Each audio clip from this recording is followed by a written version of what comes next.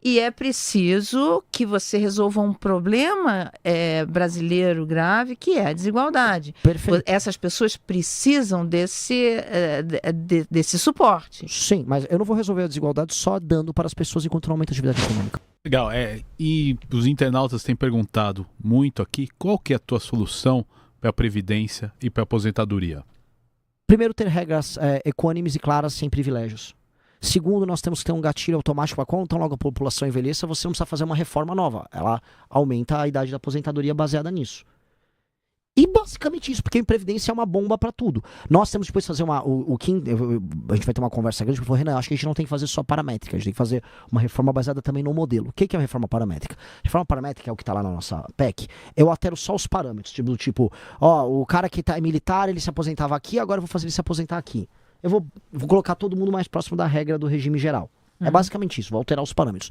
Agora, tem uma mudança de modelo. Mudança de modelo que tal colocarmos um regime de capitalização? Que tal uma pessoa uma pessoa que está ganhando mais, ela pague um pouco para o regime geral, para o custeio do regime geral, e o restante ela coloque para uma capitalização dela, para criar um mercado próprio, para criar poupança que gera investimento. Sim, acho que está na hora da gente discutir isso no nosso regime. Está na hora. Vai resolver? O que eu posso falar para todo mundo que está nos ouvindo? Não.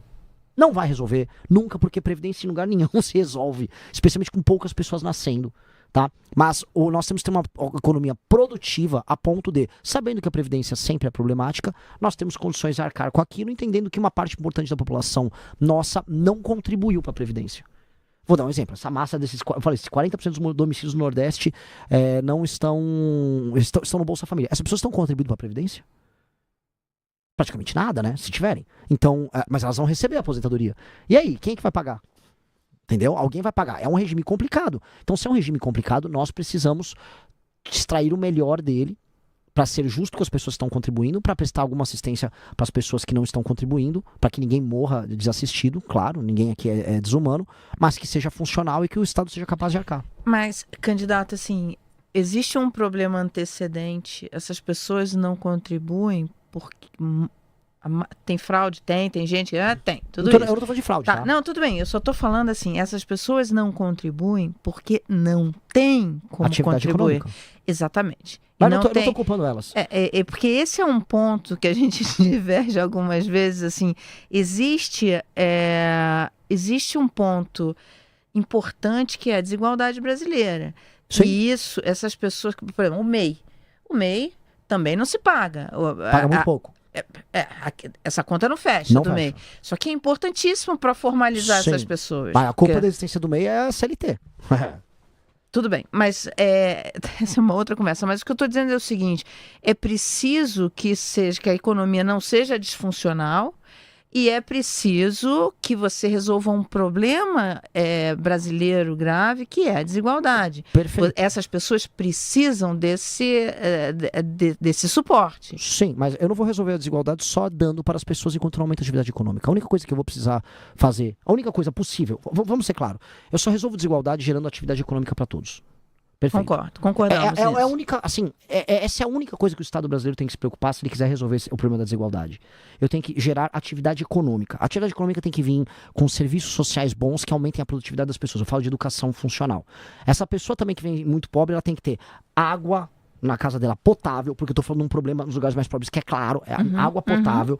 Essa pessoa tem que ter acesso hoje à internet, porque é um meio que permita que ela consiga trabalhar com um nível de produtividade, se incluindo digitalmente. Essa pessoa ela tem que ter meios de acesso, vamos dizer, logísticos aos lugares mais próximos dela, ou seja, ela tem que ter um mínimo de estrada, ruas minimamente funcionais e segurança para andar na rua. Se eu olhar todos esses elementos nos lugares mais pobres são quase inexistentes. E nos lugares mais pobres, nos interiores, chegou o crime organizado. Por isso eu optei por rodar no Nordeste primeiro, para não ter uma visão preconceituosa disso, para não repetir clichê. Eu não vou repetir clichê. Eu sei exatamente como é a vida dos lugares que não funcionam hoje no Brasil, porque eu fiz questão de fazer campanha lá. Minha pré-campanha foi toda nesses lugares. O que eu posso falar? Precisa urgentemente de atividade econômica. E quando chegar a atividade econômica, nem vai dar para ser uma atividade econômica complexa, porque aquelas pessoas não tiveram formação. Então a gente tem que chegar com o agro desenvolvido tem que chegar nesses lugares, a gente tem que chegar com serviços, a gente tem que ter formação, vamos colocar aqui, de uma classe média minimamente apta a se adequar a um regime de trabalho normal, e aí a gente começa a falar nos ganhos e os implementos em velocidade de produtividade. É isso, não vai haver outro caminho além disso. Eu concordo 100% com você de Então que pronto. tem que ter, não, de que tem que ter crescimento econômico, Sim. senão, e a atividade econômica no Brasil está muito disfuncional, principalmente por conta desses juros altos tanto tempo. Eu concordo, essa leitura que você faz, ela realmente tem fundamento.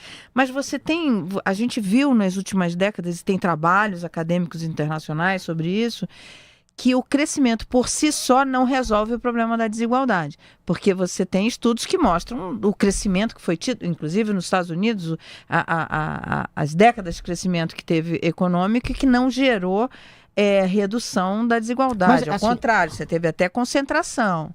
Aqui assim, se você tá num status norte-americano, as suas discussões vão ser sobre outros termos. Ok. Você vai aumentar ou diminuir. Eu estou falando de lugares, Mara, que não tem atividade econômica. Eu estou falando, por exemplo, essa é uma experiência muito única que você só nota quando você tá lá. Você tá rodando uma cidade do interior do Rio Grande do Norte para outra, e demorou 1 hora o caminho, você não viu um caminhão na estrada. Se não há um caminhão passando, é que não há nenhuma atividade econômica. Verdade. A gente tem que olhar o que China, Vietnã, Índia... Porque o nosso termo de comparação são esses caras. O que esses caras fizeram? Muitas coisas, mas em todos os casos em comum teve crescimento econômico. E aumenta a atividade econômica em lugares que eram muito primarizados. Esse é o básico. Essas pessoas têm que se sustentar e viver com as próprias pernas. Isto é a obrigação. E o Estado tem que parar, não apenas de atrapalhar, que são discursos que parece meio, o Estado tem que sair da frente. Não, sim, o Estado tem que qualificar essas pessoas e trazer a iniciativa privada para atuar junto. Isto tem que ser feito de maneira desesperadora. A questão toda do meu problema político, como a política interfere, é que não há nenhum estímulo para que o agente político trabalhe para que isso aconteça. Muito pelo contrário. Todos os estímulos estão na ordem contrária. Quanto mais pessoas dependem do agente político municipal, eu não estou falando assim, nem sequer um ataque ao Lula, Bolsonaro, assim, não é sobre o presidente da República. Quanto mais as pessoas dependem do prefeito local, é melhor para o prefeito local. E mais, existe um estímulo perverso que faz com que o próprio eleitor selecione apenas candidatos a vereador, a prefeito e a deputado que os ajude pecuniariamente ou com empregos. Porque se alguém não oferecer uma ajuda, aquela pessoa que é altamente dependente não vê utilidade no político. Então ela só vai selecionar políticos altamente corruptos que vão fazer isso. Então o modelo econômico populistas, no mínimo. Exato. Então você está preso num curto-circuito. A gente precisa quebrar esse curto-circuito.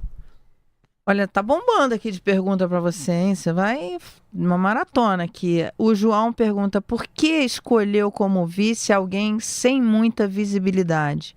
No que ele pode agregar? É serviço. Eu acho que assim, quem tem que ficar muito visível sou eu. E eu sou um pré-candidato a presidente. Né?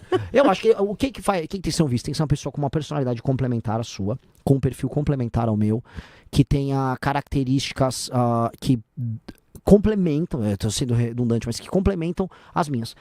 Quais são as duas maiores preocupações do eleitor hoje? Se eu for falar em termos... Porque assim, posso falar porque eu escolhi o Haroldo? Porque eu adorei o Haroldo.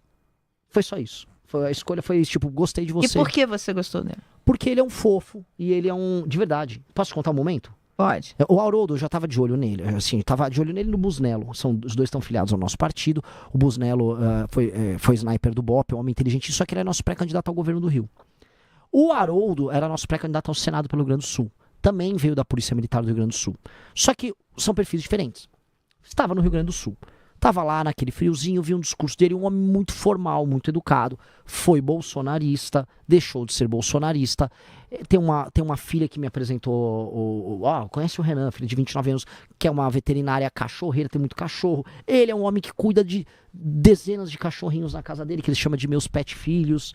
Um fofo, eu juro pra você, o Haroldo é um fofo. Aí eu tô num palco, falando minhas atrocidades lá no palco, o Haroldo ajuda a me corrigir de maneira muito elegante, saca uma medalha que ele ganhou, olha o prêmio que ele ganhou de bravura do Rio Grande do Sul.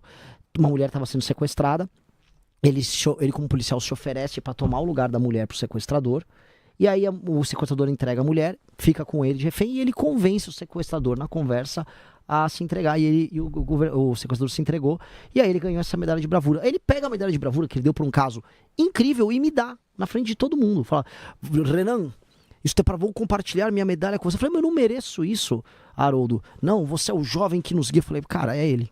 É ele. Então você caiu na conversinha mole dele. Quando caí, é um vovô sedutor. Esse é um vovô sedutor para seduzir as vovós bolsonaristas, não tem nada melhor. Olha o que ele fala. Ué, mas não é verdade? Ele é um vovô